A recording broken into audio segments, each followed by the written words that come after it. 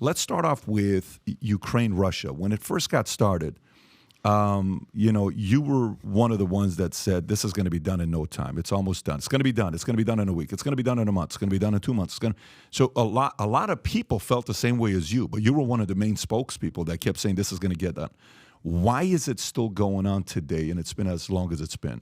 No, I think that's an important question, and it surprised me as well as lots of other people by the way the Russians went into Ukraine. Their initial operation was very different from what anybody anticipated. And I think President Putin went in with the following objectives. Remember, he's been talking for at least 15 years about his opposition to the movement of NATO to his borders. He's made it very clear that he regarded it as a threat. One of the reasons he moved into Crimea was that he saw that becoming a NATO naval base, principally for the U.S. Navy, obviously in the Black Sea. So he moved on that first and then said, look, it's got to stop. Well, what happened, of course, as you know, is we had the coup in Kiev, or now the Ukrainians call it Kyiv.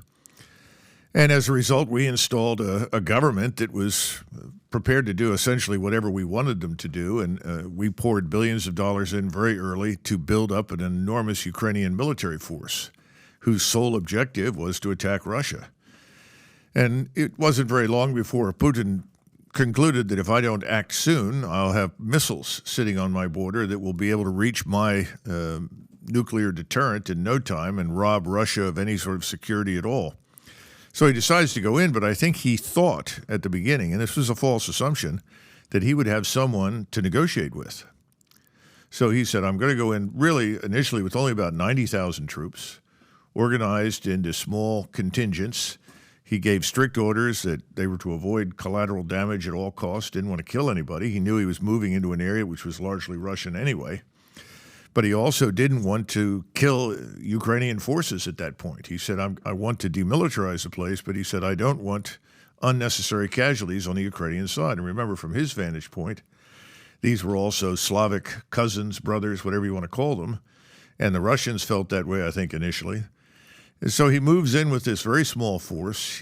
He encounters a lot of resistance. I think the resistance is exaggerated in the sense that the Russians have never taken heavy casualties. But nevertheless, he encountered a great deal of resistance. But most important, when he met with people for negotiations, he discovered there's no willingness to reach an agreement because Washington principally is in charge. Washington doesn't want an agreement. I mean, he can read the tea leaves, and the tea leaves are very clear. This is Washington's opportunity to, quote unquote, bleed Russia. In addition to bleeding Russia, once we've bled it, we're going to see Putin and his regime removed. And ultimately, then we'll think about what we want to do with Russia, to include stripping it of resources, breaking it up into smaller parts, whatever. This, of course, was a horror story that he had not really believed in. And he found out, gee, I was wrong. And so by the summer, he has a meeting with all the senior officers, and they say, look, we wanted to go in hard. You told us to go in soft. We wanted more troops. You said no. Now we're in the middle of something. We're not going to end this conclusively unless we build a larger and more decisive force with the right capabilities. And so you have this change in strategy. It says we will consolidate control over what we've got, which is about 20 to 22% of the territory where most of the Russians, but not all of them, lived, where most of the resources are too, by the way. And we will run essentially an economy of force mission. Our strategy is to build an impregnable fort and then let the Ukrainians expend themselves against it. And then when we're ready, we'll take the offensive. And that's effectively what's happened. And the Ukrainians have expended themselves. They're now at a point where I would say there's practically nothing left. Anybody who was really trained to do much is dead or wounded. It depends on which source you want to trust, but it runs from 250,000 dead up to 300,000 dead to 350,000 dead on the Ukrainian side. And that's military force, not... Yeah, that's just soldiers. That's just soldiers. Now, I don't know how many civilians have been killed, and I'm very, very suspicious of that because despite the change in strategy that resulted, he has always been unwilling to kill, quote-unquote, innocents. So if he strikes something, or you see President Putin. Yeah. So if you see a strike going somewhere, as we did quite recently, the objective was to kill, frankly speaking, foreign forces that were billeted in a hotel. This included U.S., U.K., and others, because he's been warning everybody in NATO, get out. If you don't get out, you're going to be at risk. And then, of course, next to it, I guess, was a school or something. And so immediately the Ukrainians say, see, the Russians are killing people in schools. You know, we went through this repeatedly where the Ukrainians would set up gun positions inside hospitals, schools, malls. And once that happened, the Russians had no choice but to destroy those gun positions, which meant that they were inevitably attacking what were formerly only civilian targets. I mean, this is not new. We've been through this in the Middle East. We've experienced something similar. So the bottom line is that now we're at a point where the Ukrainians really have expended virtually everything they've got. They're now talking about mounting one last counteroffensive. I don't know how they're going to do it. Whatever they do, it won't succeed. They have no chance of breaking through Russian defenses. In the meantime, I think we've had a certain amount of unrest in the senior ranks of the Russian military because a lot of the senior officers want to attack and end this war. And they're very concerned about a lot of what senior officials, general officers in the Russian army, the senior generals. So then there's a misalignment between Putin and his leaders.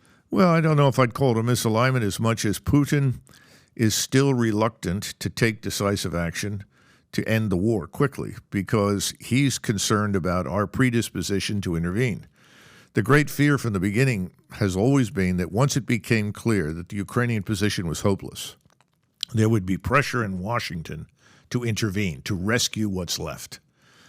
We almost have to protect our $150 billion investment. Right? It's almost if you think about it, it's like hedging. If that does happen, hey, we're so in it now that we said once we're not going to send them tanks. If we do, it's going to be this. Now we're talking, planes and all this stuff.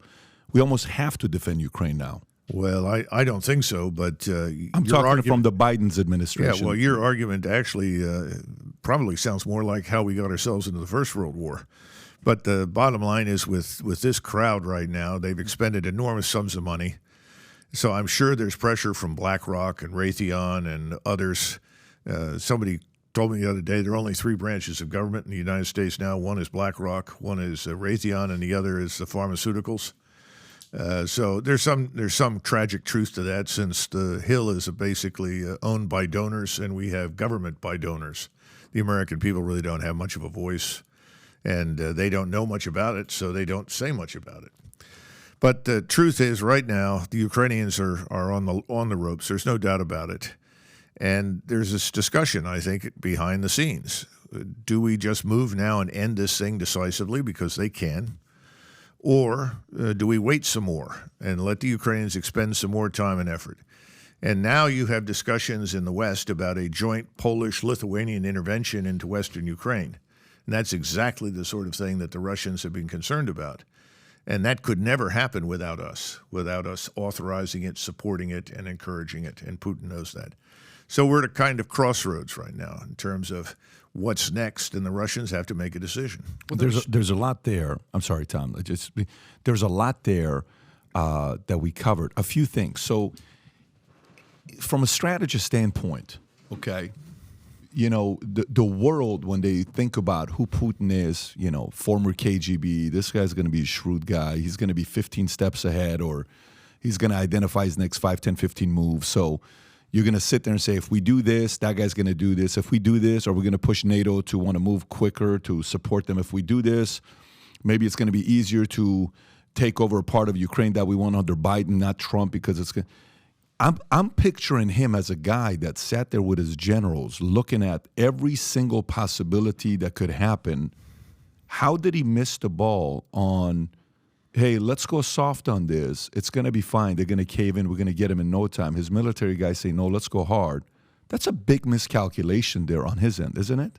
Well, I think President Putin, you mentioned his KGB background. One of the things that people do not understand about the KGB is that the individuals that served in it were practically the only people in the Soviet Union that were allowed to travel beyond the borders of the Soviet Union. That meant that they could travel in the West. Putin was very familiar with the West, particularly with Germany. And by the way, he likes Germans, speaks pretty good German, because I've listened to him in his interviews. So from his standpoint, he saw a West that he thought they could work with, they could deal with. And he's always been criticized inside Russia for taking that position, because I would say the mainstream Russian position is you can't do business with the West. The West is our implacable enemy. That will never change. We are Russians. We are not part of Europe. We are not part of the West. I think Putin took a different position. I think he thought that Russia should be part of the larger European concert and should have a role in the West.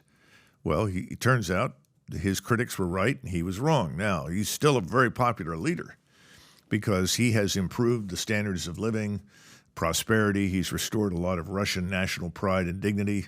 I think his latest poll, unofficial poll that we get out of Russia, puts him at about 89% approval, whereas Biden is at about 30%.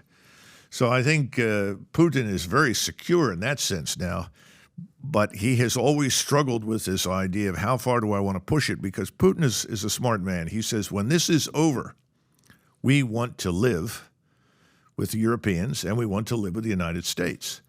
We never thought about that during the Second World War. There were some people who did, because we did enormous damage to Japan, enormous damage to Germany, which is one of the reasons we had to stay there for 50 years. And there were a few voices. Admiral Leahy, who was effectively the chairman of the Joint Chiefs at the time for Roosevelt, brought in the generals and said, look, you're doing terrible things to these people. We want to be able to live with the Germans and the Japanese when this is over. Well, we didn't pay too much attention to that, but Putin is taking a different position. And he has also made it very clear that this is Russia. This is not the Soviet Union. And the Russian military, contrary to what the Ukrainians have been claiming, have not committed atrocities all over the place. They've not murdered and raped and pillaged. In other words, this is not Stalin's force, his slave army of 1944 and 45. Putin's made that very clear. He still wants to get along, quote unquote. He wants to avoid a direct war with the United States and with NATO. That drives much of his behavior. But as I said, now he's at a point where he's got to make some decisions.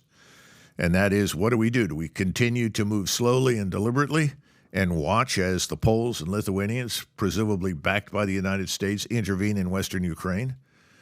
Is that what we do? Or do we act? Because what he doesn't want is whatever remains of Ukraine when this is over, he wants that to be neutral. He doesn't want it to be militarized. He doesn't want it to be a platform for attack against Russia. He views Ukraine the same way we viewed Cuba in 1963. We don't want it to be a platform for attack against us. We still don't. And that's his position. Now, can he achieve that if he stands by and allows the Poles, the Lithuanians, or anybody else, even U.S. forces, to move into Western Ukraine? I think the answer is no. Colonel, is the position you just described very eloquently on President Putin, is that the resolved view that is in front of President Biden? Is that where the Joint Chiefs are, or are they taking a different view?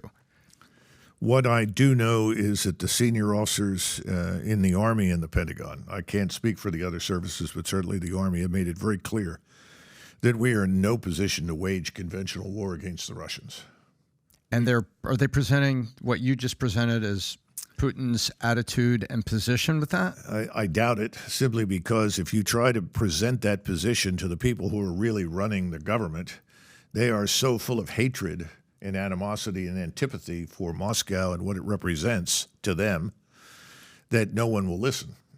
So I think they have what we call ideological blinders on. So is that why there is so much willingness, if that is a prevailing view that's being propagated not only to the president's daily, threat report, I assume, and to the president himself, then is it any surprise to you that senators are greenlighting billions of dollars for Ukraine? Because it's to defeat this evil, not to go Middle East on you, but to defeat this evil Satan that is the old USSR, Russia. Well, remember, part of the problem here is of Putin's own making. At the beginning, because of the way he went in, it conveyed to the West this notion that, see, the Russians aren't serious. They're weak. They're weak. They don't know what they're doing. And then we flooded the airways with all of this propaganda about the Russians are stupid. And they described the Russians exactly the way the Germans described the Soviets during World War II, which, of course, was nonsense. I mean, I was in graduate school in Soviet East European studies, so I'm very familiar with it. And they literally lifted phrases and things out of books that had been written about the Soviet army in the end of the Second World War, and they were hurling this crap at the Russians. And everybody in the West, of course, was eager to believe it. Remember, we have the Cold War behind us. So it's not very hard to say, the Russians are really bad. Sure. Oh, yeah, right. They were bad a few years ago, so they must be bad again. That's part of the problem. But Putin went in. He was too easy, and it looked as though he was weak. Well, now everything has turned around. You've got about 750,000 troops focused on the Western military district in Russia, in other words, the Western theater. About 350,000 in the south. Now, where are the other 400,000? Well, some of them are tied up in logistical support infrastructure. Some of them are in missile, rocket, artillery batteries. Some of them are up in Belarusia. Some of them are just in Western Russia. The point is that this is an enormously powerful force now with all the most modern equipment and technology. I think even the biggest skeptics are shocked and surprised at the precision, the accuracy, and the responsiveness of Russian missile and strike assets. For people who are listening who don't have a map in front of them, when you say the Western theater of Russia, you mean the eastern also border of Ukraine, right there, and the south you mean Crimea. I'm talking about in southern Ukraine, the area which is referred to by the Russians as Novorossiya. This stretches from basically Odessa all the way up to Kharkov. Most of that is now under Russian control. With this force of 750,000. Yes. So let's go back to trying to think what Putin was thinking about. So let's go soft instead of going hard. What's the advantages of going soft? So for you as a strategist, to be fair, I mean, when you're saying, how you would do it and what you would do, you have a PhD, I think, in international relations from University of Virginia, if I'm not mistaken. So if what is the advantage of going soft? Are you going soft because you're thinking that guy's going to cave? Okay, fine. So let's flip it. What is the advantage of going hard right off the bat, where his soldiers are saying, no, we have to go strong with these guys to get what done? What's their argument of going hard instead of going soft? Well, first, let's be clear about PhDs and degrees. Thermometers have degrees, and you know where you stick those. I'm not disparaging my PhD. I'm just being honest. There are a lot of people walking around with degrees that don't know anything. In fact, I would argue that most of them don't amount to anything. They don't produce anything. They're not practitioners.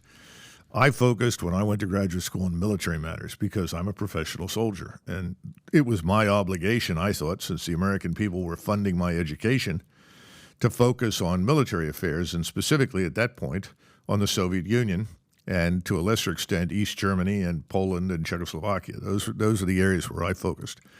Now, having said that, again, it goes back to a set of assumptions. I think that Putin, if you go back and look at his willingness to negotiate, there was a point during the first 3 weeks when the negotiators met that Putin said, I will immediately embrace a ceasefire while these negotiations are on.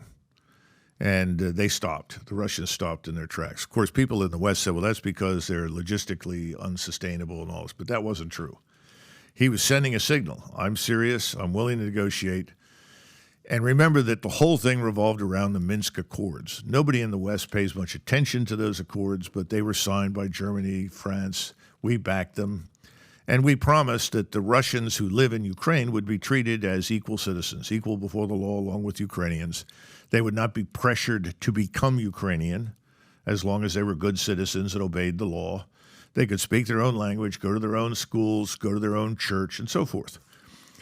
That was a big lie, as it turns out. And Angela Merkel, who was the German chancellor, was the first to come out publicly and say we lied. That was just to buy time for Ukraine to build itself up into the military power that it has become. Subsequently, Macron admitted it was a lie.